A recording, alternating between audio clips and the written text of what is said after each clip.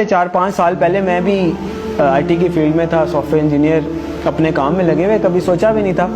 لیکن کچھ ایسا اتفاق ہوا کہ تھوڑا سا اسٹڈی کرنے کا موقع ملا، تھوڑی سی آنکھیں کھلیں.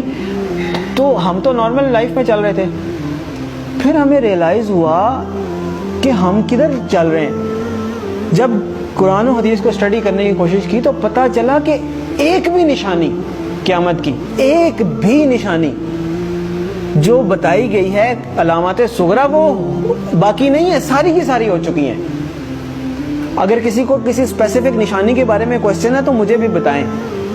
اول تو مطلب جو میں نے اسٹڈی کیا ہے مجھے تو تقریباً سب بھی ملی ہیں. تو ایک دن ایک صاحب کہنے لگے آپ تو کہہ رہے ہیں ساری ہو گئی ہیں، پیلے جھنڈے نہیں کہیں سے نکلے. تو میں نے کہا پیلے جھنڈے تو وہ رابعہ ابھی نکلے تھے مصر میں، جب صدر مرسی کی حکومت انہوں نے گرائی تھی تو وہاں پہ پیلے جھنڈے رابعہ کا نشان انہوں نے بنایا تھا اور بڑی احتجاج کی تھی، وہاں سے پیلے جھنڈے نکلے تھے. پھر ایک اور صاحب کہنے لگے کہ دخان نہیں آئی جی، دھواں ہوگا جو زمین کو اپنی لپیٹ میں لے لے گا.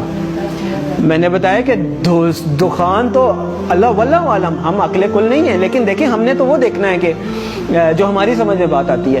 آج سے 7-8 سال پہلے ہم بھی اسی پنجاب میں رہتے ہیں، اسی دنیا میں رہتے ہیں، دھند ضرور ہوتی تھی، دھواں بھی ہوتا تھا. دھواں اسموگ نہیں ہوتا تھا کہ وہ پورے لپیٹ میں لے لیتا ہے. دھواں تو ایسے ہوتا ہے نا دور سے نظر آئے. دخان ایسا ہے کہ یخشى الناس، قرآن میں اللہ نے فرمایا یوم تأتی السماء بدخان مبین یخشى الناس ھذا عذاب علیم. وہ بھی پورا ہو گیا. پھر کیا رہ گیا؟ پھر انہوں نے کہا عربوں میں شرک آ جائے گا، وہ تو نہیں آیا. تو میں نے کہا میں بھی سوچتا تھا نہیں آیا، بلکہ جب میں یہ حدیث پڑھ رہا تھا تو میرے ذہن میں یہ تھا کہ پتہ نہیں عربوں میں شرک پتہ نہیں کب آئے گا. سب سے زیادہ قرآن حدیث وہاں پڑھا جاتا ہے، حرمین شریفین وہاں پہ ہیں، عبادات وہاں پہ ہوتی ہیں، مساجد رمضان میں وہاں بھری ہوئی ہوتی ہیں، تو پتہ نہیں کب ہوگا.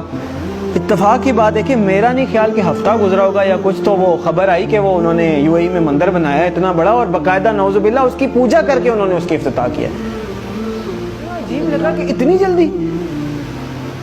جلدی کہ جب آپ حدیث پڑھتے ہیں تو آپ کو لگتا ہے کہ عربوں میں شرک لوٹ آئے گا، پتہ نہیں، یہ تو بہت ہی مشکل بات لگتی ہے.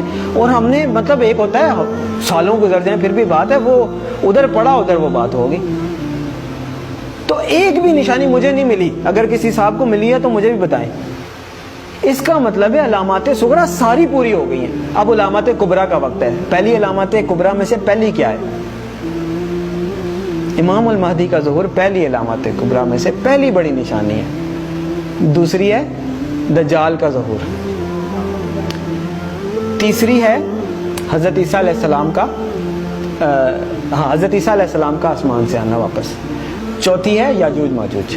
4 یہ نشانیاں ہیں قیامت کی علامات کبریٰ. پھر 2 اور نشانیاں ہیں، سورج کا مغرب سے نکلنا اور دعوت الارض کا نکلنا. کیٹیگرائزیشن یہ حدیث میں نہیں ہے کہ 4 نشانیاں یا 5 ہیں، ویسے بتایا گیا ہے. اس کو پھر علماء نے اپنے حساب سے، جیسے میں نے پہلے آپ کو بتائی دخان ہو گیا یا مختلف رابعہ ہو گئے، پہلی پیلے جھنڈے ہو گئے، یہ وہ ان کو علامات صغریٰ کہا گیا ہے، چھوٹی نشانیاں. اور یہ جو ابھی میں نے 4 آپ کو گنوائی ہیں نا، علامات کبریٰ کے طور پہ کیٹیگرائز کیا گیا ہے. لیکن یہ جو باقی 2 ہیں میں ان کو علامات کبریٰ میں کیٹیگرائز نہیں کرتا، میری اپنی ایک کیٹیگرائزیشن ہے. کیوں؟ اس لیے کہ آپ صلی اللہ علیہ وسلم نے فرمایا کہ جب دعوت الارض نکل آئے یا سورج مغرب سے نکل آئے پھر کسی کی توبہ قبول نہیں ہے. جو ہے جیسے ہے ویسے ہے، کوئی نیک ہے، بد ہے، کافر ہے، مسلمان ہے، پھر کسی کی توبہ قبول نہیں ہے. اس کا مطلب یہ ہے کہ یہ جو 2 نشانیاں یہ قیامت قائم ہونے کے واقعات ہیں. وہ تو ایک قسم کی قائم ہو گئی نا قیامت. تو جو نشانی تو وہ ہے کہ آپ الرٹ ہے، نشانی ہے بھائی آنے والی ہے، تیار ہو جائیں. تو جب آ گئی تو پھر تو نہ توبہ ہے نہ کچھ ہے، پھر تو نشانی نہ ہوئی، پھر تو ہو ہی گئی. جب توبہ ہی نہیں قبول، اس کے بعد آپ کوئی چینج ہی نہیں، ایکسیپٹنس. تو اس لیے 4 نشانیاں قیامت قائم ہونے کی ہیں. اس وقت تک پھر بھی چانس ہوگا، ایون دجال کے آنے کے بعد بھی چانس ہوگا اگر کوئی توبہ کرتا ہے، اللہ توفیق دیتا ہے. حضرت عیسیٰ علیہ السلام دنیا میں آتے ہیں، چانس ہے. یاجوج ماجوج آتے ہیں، چانس ہے. لیکن اس کے بعد دعوت الارض نکل آیا یا سورج مغرب سے نکل آیا، پھر ختم.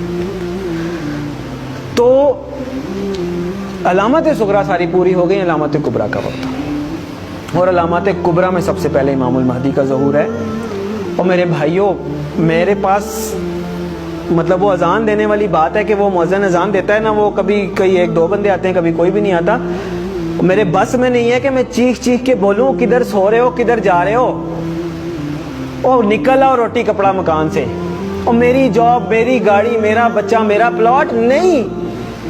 اور پتہ نہیں قیامت میں نے آپ لوگوں کو حدیث سنائی ہے، آنکھیں کھولیں. اور پتہ نہیں قیامت میں کتنے سال رہ گئے، شاید ہم پتہ نہیں اگلی جنریشن آئے بھی کہ نہ آئے. اور بعض لوگ کہتے ہیں پتہ نہیں پاگل ہے، سب کو ایسے لگتا تھا قیامت آنے والی ہے. نہیں، حدیث میں آپ صلی اللہ علیہ وسلم نے فرمایا کہ میں اللہ سے امید کرتا ہوں کہ میری امت کو آدھے دن کا وقت تو دے ہی دے گا اللہ تعالیٰ. تو صحابہ نے فرمایا آدھے دن سے کیا مراد ہے؟ تو آپ صلی اللہ علیہ وسلم نے فرمایا 500 سال. اور یہ قرآن سے بھی ثابت ہے کہ اللہ کے ہاں ایک دن ہمارے 1000 دنوں کے برابر ہوتا ہے. تو علامہ سیوطی بہت بڑے حدیث کے مفسر گزرے ہیں. لوگ کہتے ہیں آپ علامہ سیوطی کے اس پہ کیوں جا رہے ہیں؟ مطلب جو مفسرین گزر چکے ہیں، حدیث کے انٹرپریٹیشن دے چکے ہیں، اب میں نے نئی تو نہیں دینی، اللہ معاف کرے.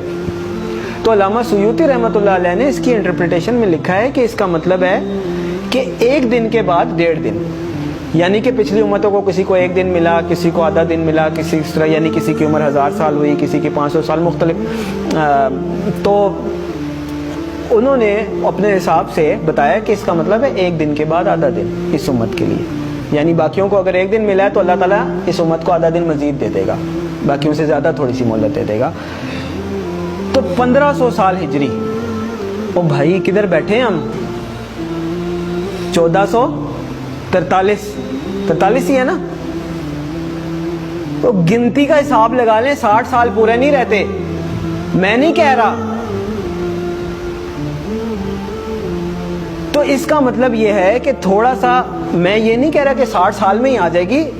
یعنی اللہ تعالیٰ نے اگر آدھے دن کی مہلت دینی ہے، اللہ کی مرضی، تھوڑا بہت آگے پیچھے بھی ہو سکتا ہے. لیکن سمجھنے کی بات ہے کہ ہم بالکل ایج پہ کھڑے ہیں، گرنے لگے نیچے، اور دیکھ پیچھے جا رہے ہیں، دیکھ پیچھے جا رہے ہیں. وہ کہتے ہیں نا کہ سامان 100 برس کا پل کی خبر.